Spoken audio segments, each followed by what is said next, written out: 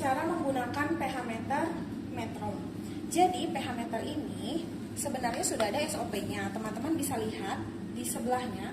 Ini SOP yang bisa teman-teman pelajari dan ikuti untuk melakukan pengujian pH. Sebelumnya kita mengisi logbook dulu supaya terlihat siapa saja yang menggunakan pH meter ini. Kita isi ya. Nah, yang pertama kali kita colokkan ke arus listrik.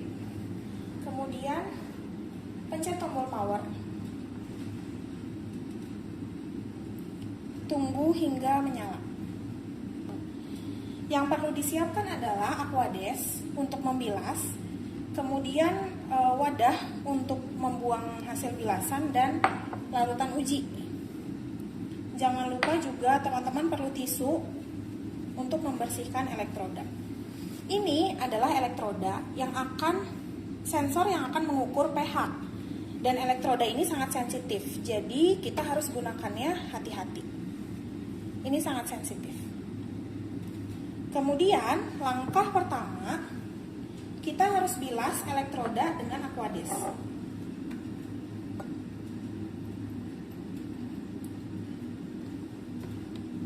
Bilas juga bagian ujungnya seperti terlihat, kemudian kita keringkan dengan tisu. Untuk mengeringkan dengan tisu harus hati-hati karena sangat sensitif. Sudah dikeringkan, setiap kali awal penggunaan, setiap harinya kita harus kalibrasi pH meter dengan larutan yang sudah pasti pH-nya, yang sudah diketahui pasti. Di sini ada 3 larutan, yaitu pH 9, ini pH 9, kemudian ada pH 7, dan pH 4.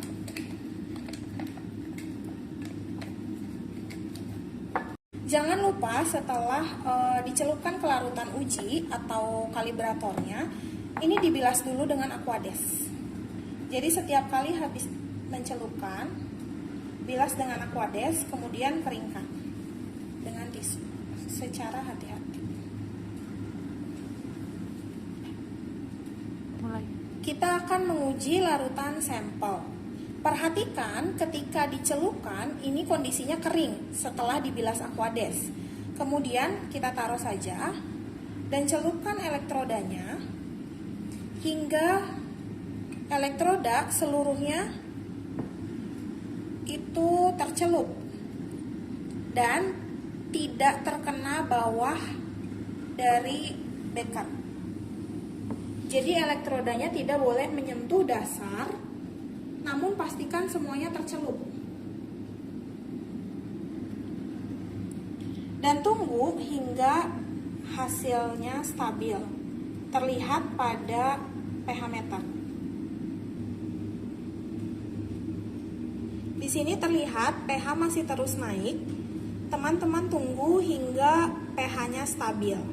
Setelah pH-nya stabil, maka pengujian pH selesai. Ini adalah nilai pH dari larutan. Apabila sudah selesai, jangan lupa untuk bilas kembali dengan aquades.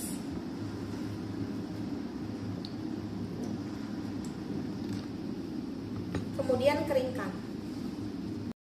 Setelah dikeringkan, teman-teman baru boleh simpan lagi ke sini. Ini adalah larutan KCl untuk menyimpan elektrodanya supaya dia stabil.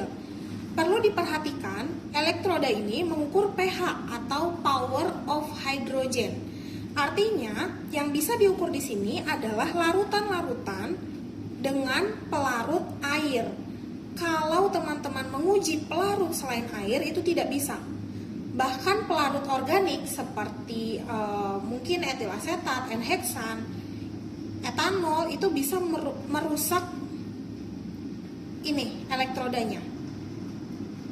Karena ini lumayan mahal, sekitar 10 juta atau lebih.